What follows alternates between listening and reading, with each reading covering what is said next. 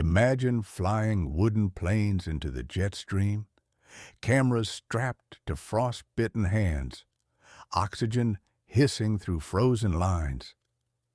In 1933, two crews dared the impossible, the first flight over Mount Everest. What did their lenses capture at the roof of the world? It's 2:20 a.m. I'm still buried in the Himalayan Club Journals, century-old field notes from the Himalayas. It's like diving deep into the documented history of the Himalayas from the early 1900s. The journals cover everything, from indigenous wisdom, cultural myths, to epic expeditions and groundbreaking discoveries. These forgotten stories are brought to life by synthetic voices in the Himalayan Journals podcast. Subscribe, zone out, binge, and pass it to a fellow mountain junkie. How did an idea become a flight over the highest mountain known?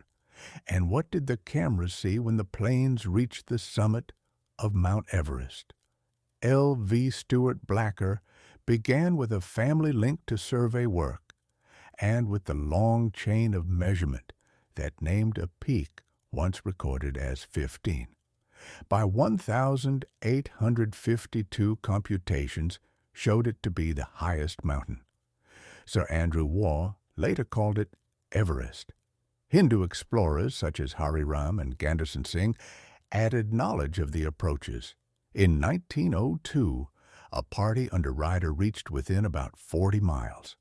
In 1913, Captain Noel reconnoitered. The assaults of 1921, 1922, and 1924 followed when Mallory and Irvin were lost near the top. By early 1932, a flight became practical. The Pegasus engine appeared able to lift a pilot, an observer, cameras, and oxygen to the necessary height. Blacker placed the project before the Royal Geographical Society, and support went to the Secretary of State for India and to the Air Ministry. Permission to cross Nepal required assurance to the Maharaja of Nepal and the Indian authorities. From March, the team worked on engines and superchargers, fuels that would not freeze, oil cooling, instruments, and the control of boost. Oxygen plans provided up to 10 liters per man per minute at about 30,000 feet, with heated lines to prevent freezing. The flying party passed rarefaction chamber tests to 11,500 meters. Calculations matched oxygen, fuel, wind, and film. The route asked for about 320 miles out and back, and for a climb above 30,000 feet. Electrical heating warmed men, cameras, and goggles. Westland machines offered the necessary space and strength. Finances then failed. November 1932 slipped by. Lady Houston rescued the plan. A committee formed under Lord Peel.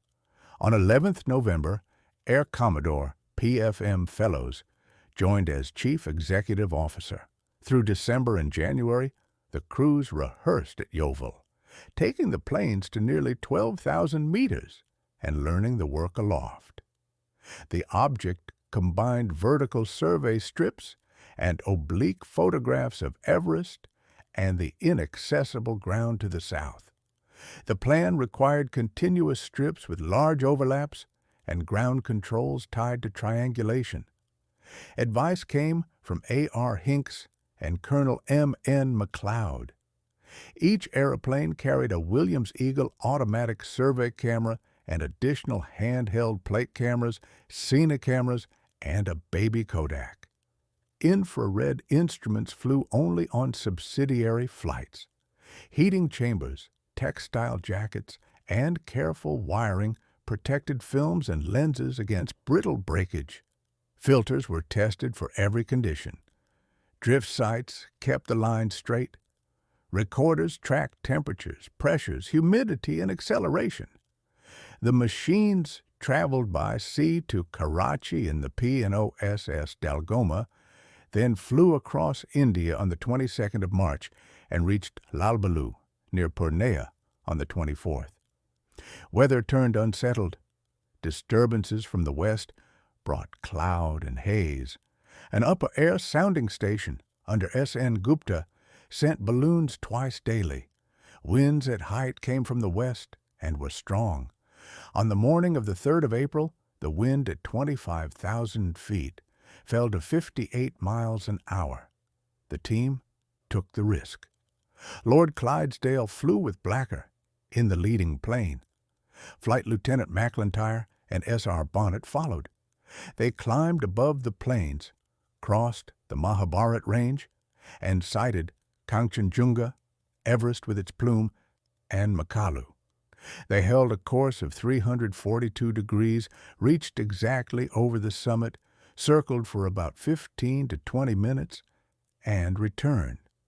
Oblique photographs and cinefilms were good. The vertical strips failed in the thick dust haze. On 4th April, Air Commodore Fellowes and Flying Officer Ellison flew over Kanchenjunga and secured film and obliques. The second attempt on Everest began on the 19th of April. Winds at 25,000 feet exceeded 80 miles an hour. The flight first went west for 100 miles in low-level calm, then turned roughly north-northeast to ride the wind on the next leg. The planes crossed the main southern ridge that connects Everest with Lhasa.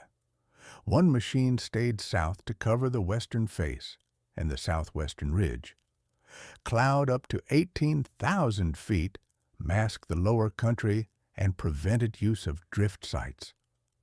At 30,000 feet, the wind neared 110 miles an hour and airspeed was just over 120. Fuel ran close, yet the survey films developed with fine definition, continuous strips, and ample overlap. Plotting then began in India. Under Colonel McLeod, Lieutenant J. S. Assault overcame large differences of height within and between frames and the interference of cloud. April flying had added to the challenge. Political limits had also shaped the work. The planes could not cross Tibet, and Nepal allowed a single flight that became two. This forced heavy overlaps and placed 5 cameras into one busy quarter hour. An approach from the west and a landing near Siliguri would have changed the problem. That route was not available. Even so, the achieved photographs proved the method. The flights ended with the survey complete and the films secure.